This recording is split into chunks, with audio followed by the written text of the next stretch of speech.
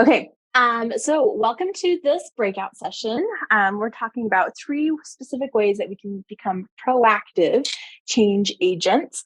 One thing that I'm really excited about with this year's themes for each month is that we're focusing on the ISTE standards for coaches. So last year we focused on the ISTE standards for teachers. You'll find a lot of similarities between the two, but in coaches, they focus a little bit more on how you can support your two teachers, and how you can engage them and help them be the best that they can be, which is a really fun place to be in. But like I mentioned in the last full group session, I really like the proactive nature of being a change agent. Kind of like what Bonnie said, it has kind of like secret agent vibes, right? You're like, oh, I'm a change agent. Like, it's a very exciting thing to put next to your name. You'd be like, this is who I am. This is what I identify as, right? And so I wanted to emphasize the proactive nature of being a change agent. You aren't waiting for things to happen. You make things happen, right? So starting being a change agent requires that you have a clear vision. And as digital leaders, hopefully you've met with your admin and other instructional coaches in your building to kind of, what's the word? Words are so hard.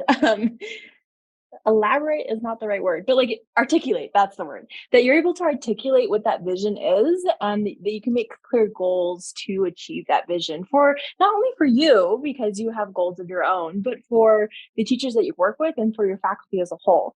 And so part of that proactive nature is, communicating that vision with other people, and taking those steps to make sure everyone's kind of on the same page and that they are moving in a very positive direction as well.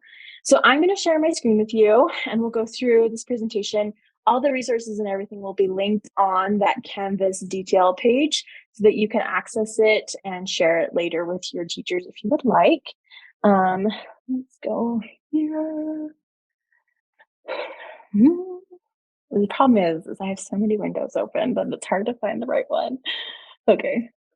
I don't think I need to share something.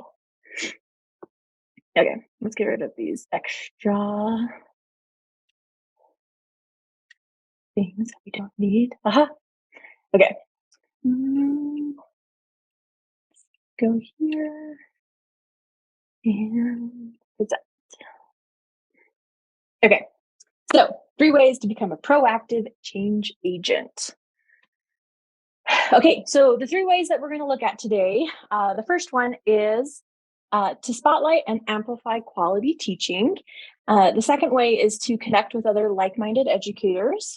And the last way is to participate in Twitter chats. So when I was initially coming up with this idea for the webinar, I was kind of struggling a little bit because last year we focused really heavily on the tools that we have available in the district. And then this year, I wanted to focus more on the standards themselves, like the concepts themselves, and not so much on a specific tool, because I don't think teaching is reliant on a specific tool. I think it's more on how you use those tools to achieve your ends. And so that's why today's session is a little bit broader. We're not focusing on one specific tool or one specific product, but rather different ways that we can achieve that end of becoming a change agent. So I'm going to try not to be super redundant with saying change agent too many times, but it is a little bit of a tongue twister. So those are our topics for today. So the first one is to spotlight / amplify quality teaching. And this is actually really interesting. I was recording a podcast with Matt Winters from UEN, and he talked about, because he's the USET president for this year, and he talked about he sees his position as president of the USET as this very thing, as being an amplifier for all the good things that are happening in Utah. So he definitely doesn't see himself as being like, oh, look, I'm on a pedestal. Look at me, I'm doing everything really well. And not that anyone does that necessarily. But as a leader, as digital leaders, you're in a really cool position to turn the spotlight on other people, right? Very rarely, I don't ever see people who are like, hey, look at me, look at all the great things I'm doing. But rather, they're able to use their position and the time that they've been given to then say like, oh, Mrs. Smith is doing really cool things with multimedia, or, Mr. Charles, I'm coming up with blank names, is doing really cool things with tech in his math class. And so you're able to kind of put that spotlight and celebrate and amplify what other people are doing in your schools, and hopefully building that collective culture of efficacy together by using your position to amplify those things. So this image is something that I'm sure you're very familiar with. I feel like at the beginning of the school year, a lot of people bring this out as a way of saying like, oh, look, you should be an innovator or an early adopter. But in reality, we work with all sorts, right? And you may be more familiar with like the bell curve that they show you, of how people kind of get behind an idea and make a movement happen. Most of you are digital leaders because you're in the first two categories. Your admin or people in charge have seen you do really cool things, and so they've given you this opportunity. In your position, you then have the opportunity to kind of have a bigger picture look at what's happening in your school and in your faculty. Look at all the good things happening and find creative ways to share it with others. Doing so does two things. One, it celebrates those who are doing good work, and that can go a long way for teacher retention and teacher burnout, is to be like, hey, like I am being recognized for the good work that I'm doing. And then the other thing that it does is it helps shows others what is possible. Sometimes like we don't even know what we don't know until we can like see it happen, right? Or they need a concrete example. So they may say like, oh, this school vision or this idea sounds really great, but what does it look like in my class, right? And so as a digital leader, you can then go into other people's classrooms, you can take that spotlight and you can make it real or concrete for those who are struggling or need to have kind of a real life example of it. So some ideas, we have like school newsletter or website. And the idea with this, as with all things, is being consistent, right? Like at the beginning of the year, there's like all these great ideas, but then like in the middle of the year, we start to lag behind and we don't update things or we don't continue with our spotlights. And so it feels kind of, what's the word? Just kind of like surface level. It's like, oh yeah, teacher appreciation, right? But if you're consistent and regular about like, no, I'm getting into classrooms and spotlighting people, I'm amplifying them, then it begins to feel more real and not just, I forget what the word is. Talking service, lip service. So one example I gave is like faculty meeting shout out. In my very first year of teaching, the admin would do $1 ideas. Like they would hold up like a physical dollar and they would give it to someone who they wanted to kind of spotlight. And the idea wasn't the money behind it, obviously it was $1, but it was more this very physical, like, hey, I'm spotlighting you, you're doing a good job, I'm sharing what you're doing with the faculty. Some other ideas of how to spotlight and amplify in your schools is teacher-led PD. This is actually a really great opportunity because it kind of shifts away from the sit and get mindset of professional development, and it focuses on, again, real life examples and people that they know and interact with on a daily basis. It just makes it more real for people. And again, it gets a chance to like spotlight and emphasize the good work that is happening in your schools. And then the last idea that I thought was really interesting, I came across it today, was teacher portfolios. So not a portfolio in the sense of like assessment or evaluation like JPass, but using portfolios as like a thoughtful, like self-reflective piece as a way of showcasing what you're doing as well as like what other people are doing. So these links that I've included here are links out to articles and things that talk about some of these ideas. So if you wanted to go into them deeper. The second one that I included, how to maximize the value of EdTech certifications. That one's probably more specific to this crowd because everything has a certification, right? You have Nearpod certified educator, you have Google educators, you have pick a tool, there's a certification course for it, right? And it can feel kind of like people are just badge hunting almost, right? It's like, oh, look at all the things that I have. This article talks about how to kind of turn that on its head and then say like, okay, but let's make this effective, right?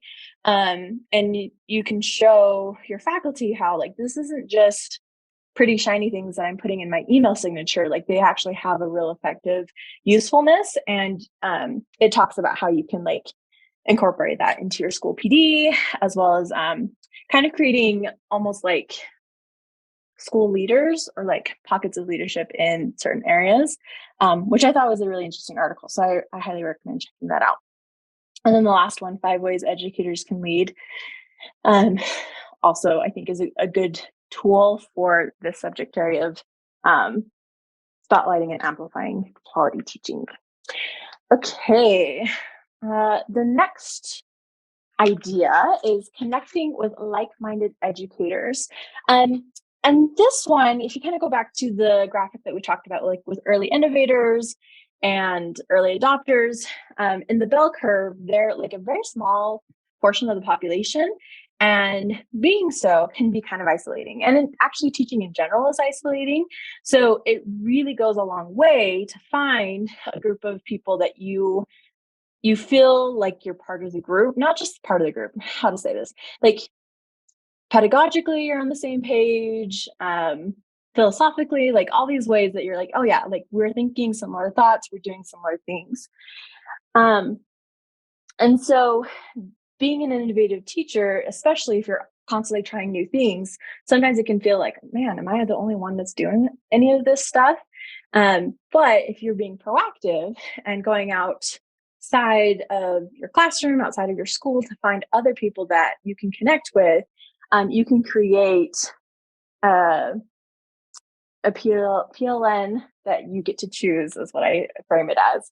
So kind of like friends or siblings that you get to choose, a PLN that is not like assigned to you by the school, but rather one that you've curated of your own volition can be a really powerful tool in your toolkit. And continues to kind of stoke your fire of inspiration and innovation, especially when you're feeling burnt out or you're struggling to come up with new ideas. You can rely on that group of like-minded educators to kind of buoy you up again. So one way to do this is attend Ed Camp. Ed Camp Utah is sponsored by USET, and it's happening November 12th in Salt Lake City. That link there takes you to the USET page where they talk about Ed Camp Utah. It's a really awesome opportunity. I like to call it an unconference. So it's a conference in the sense that you like gather with other educators, but it's an unconference in the sense that it doesn't have any of the trappings that usual conference does. Like people aren't selling you stuff. It's free to attend. It's for educators by educators. So the really cool thing about it, we talk about personalizing PD. When you go to an Ed Camp, sessions are determined based on attendee interest. So at the start of the Ed Camp, they collect ideas of what people want to talk about that day. So you can go and attend and get ideas and information based on stuff that like you're thinking about that day, right? And that can be incredibly validating because you can be like, oh, I'm really struggling with this specific thing. And if other people have that same idea, you guys can talk about it and come up with really fruitful discussion from it. So I really encourage Ed Camp Utah. It continues to be one of my favorite types of PD. And like I said, it's free to attend. So totally register when you get a chance. Kiera? Yes. How is that different from like USET conference? Like what do they do? Like is it just like general PD or like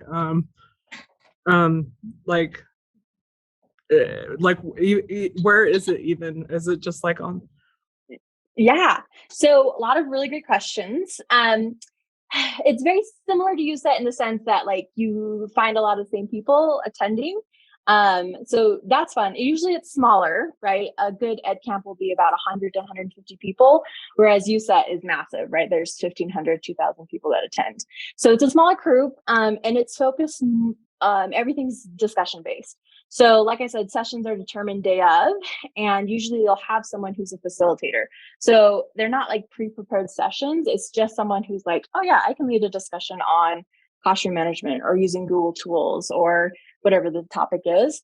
And they just encourage the discussion. So they ask questions, people who are there, like I said, it's for teachers by teachers. So teachers who attend that session get to ask questions, to answer questions, to share their experience, to brainstorm ideas. I found it just incredibly validating as an educator because you're not paying some bigwig to fly in from out of state and tell you what you already kind of know. It's other educators who are teaching in very similar situations like you are, and you get to just share ideas and connect. What other questions did you have? Did I answer them? Oh no, that I think that sounds really cool. That sounds awesome. Yeah. Oh, and you said, where is it?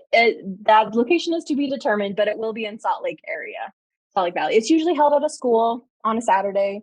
They feed you breakfast and lunch. They usually have prizes available. It's just a really cool opportunity. And I know from my experience that like I've had a chance to connect with other educators outside of my school at EdCamp Utah.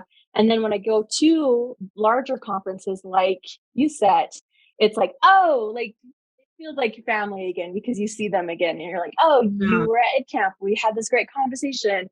I've seen people exchange emails and Twitter handles and like connect outside of it. It's a great starting place, I think, for finding like-minded people.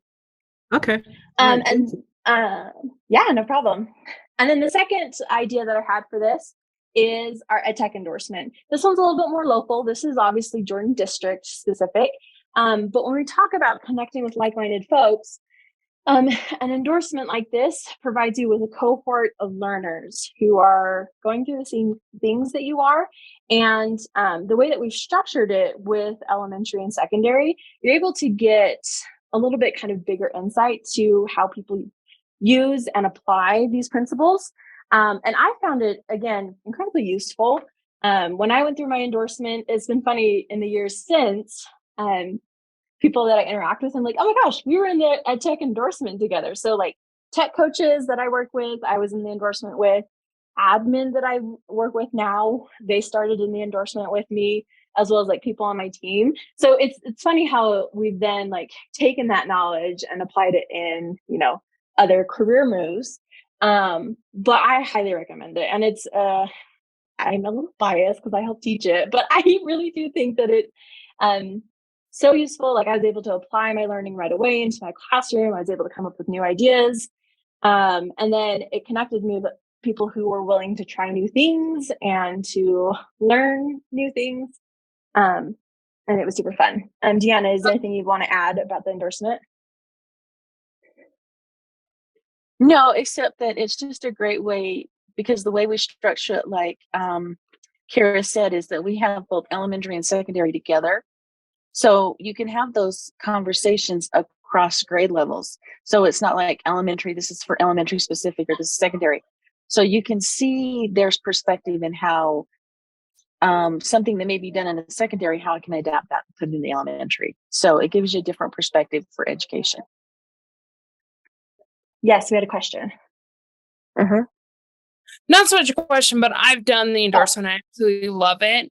It really did help change and shape not only how I taught in my classroom, but helping others in my school. Oh, I love it. Thank you for sharing. It's always good to hear testimonials because it's like, I can talk about it all day long, but at the end of the day, it's like, yeah, but you teach this class. So it's good to have someone who took the classes to just support. So thank you. Okay. The link is there on our webpage as well as this QR code. So if you're watching the recording later, you can just scan that QR code and apply. I encourage you, like word of mouth is the best way to spread this. So if you know someone that you work with that you're like, hey, you do great here, telling them about it would be great. They also is reimbursement available for anyone who gets like a STEM focused endorsement. So the EdTech endorsement falls in that category. So if they're worried about money, it's affordable anyways, but I mean, if you don't have to pay for it, you don't have to pay for it. So that is also a really cool option as well. Okay. And then if you have questions about the endorsement, you're welcome to email me or Deanna, and we'll be more than happy to answer any of those questions. Okay, we have about 10 minutes left, and we're on to our last idea of how we can be a proactive change agent for our communities. And that is my favorite, and I'm so excited about this. I love it. But participating in Twitter chats. So we're going to go through these resources and we'll answer any questions if you had that. So what is a Twitter chat? So I feel really strongly about this, that if you're an educator, you should be on Twitter for your professional development.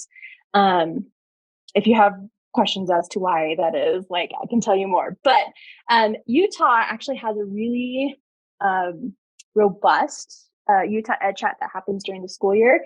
It's called Utah Ed Chat. So you can go onto Twitter and you just search by the hashtag Utah Ed Chat. And what will pop up is every Wednesday at 8 p.m. we have the different educational topics are just for an hour, people will put out questions and then you chat online about that topic. So we're starting up for the school year again tomorrow. So if you want to check it out, tomorrow is an awesome time to do so. September 7th at 8 p.m. Our host is going to be Kovilli, the consultant for digital teaching and learning. And we're talking about the fictional classroom and kind of the real life implications of that. It should be really fun. We're talking about teachers from TV, film, and books, and the lessons learned from those educators. Some good, some bad.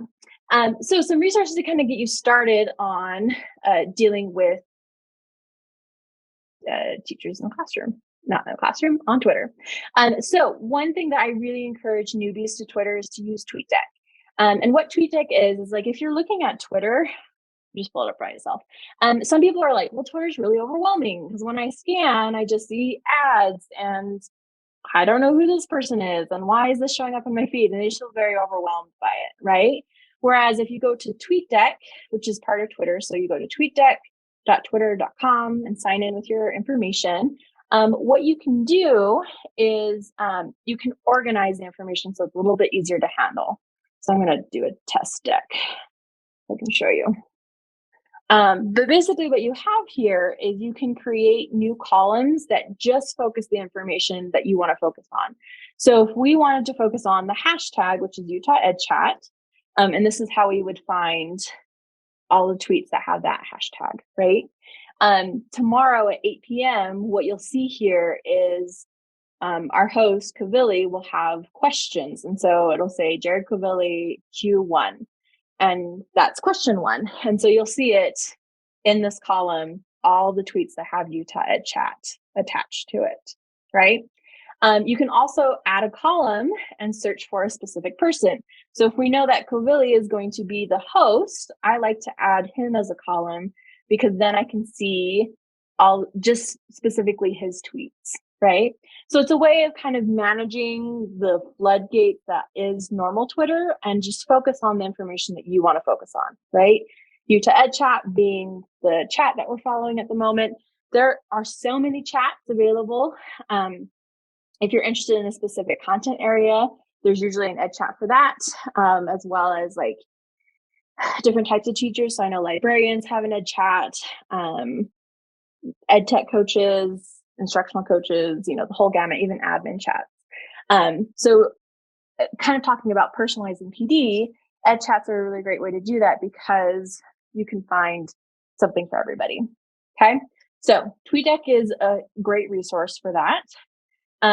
Also, Matt Winters at UEN has created a Wakelet that's kind of a startup guide to Utah Ed Chat and how to get involved. Okay.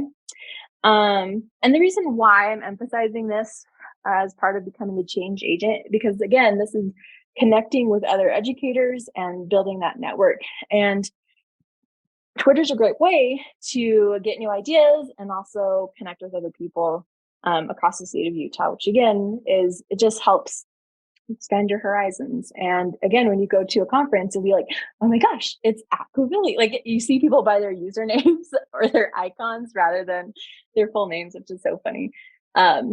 Oftentimes too at USET, there'll be like a Utah Ed Chat meetup, which is super fun because you'll get to see people they've only ever seen online and you get to see them in real life. And it's definitely like my friends, like it feels like a homecoming. So in this Wakelet, he gives the information for Utah Ed Chat.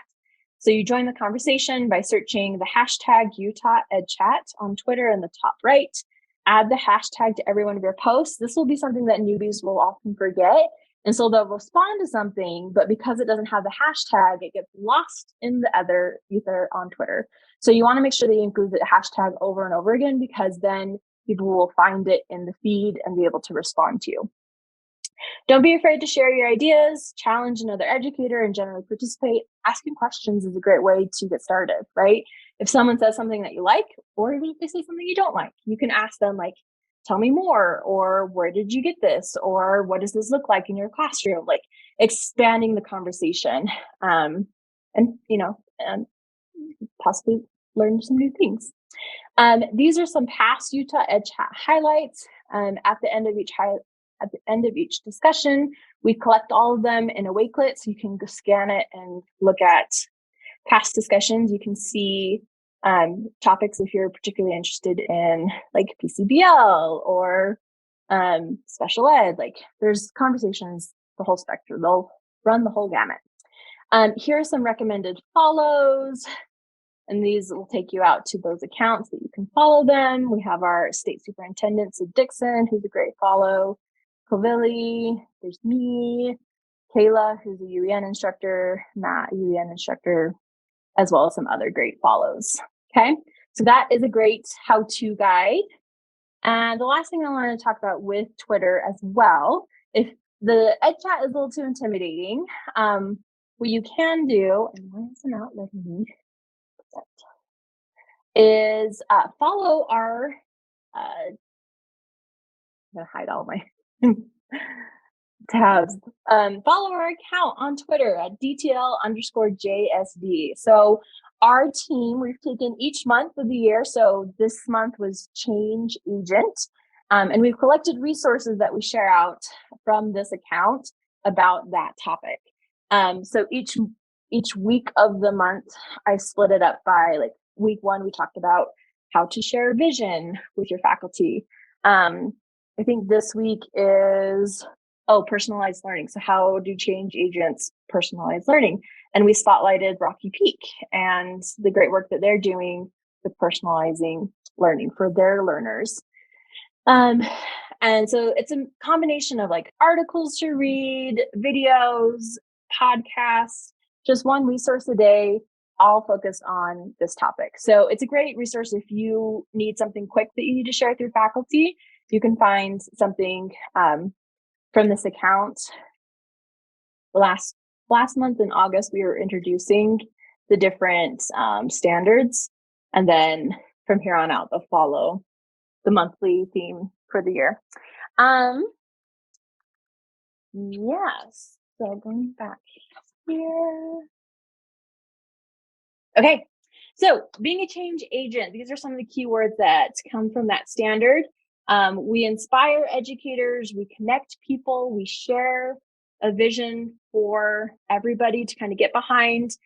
We recognize innovation and we celebrate it. We actively cultivate a positive culture, and we maximize the potential of those people around us. So I'm really excited for this year's themes. I think they are going to be a great way to move us forward. And just end with this idea that coaches inspire educators and leaders to use technology to create equitable and ongoing access to high quality learning. Being a change agent means making a difference in a million little ways, which add up to significant movement. You are leaders in your schools and in your communities, and we can't wait to see what change you make. So hopefully I'll get to see you guys tomorrow at Utah EdChat. That's it. Thank you.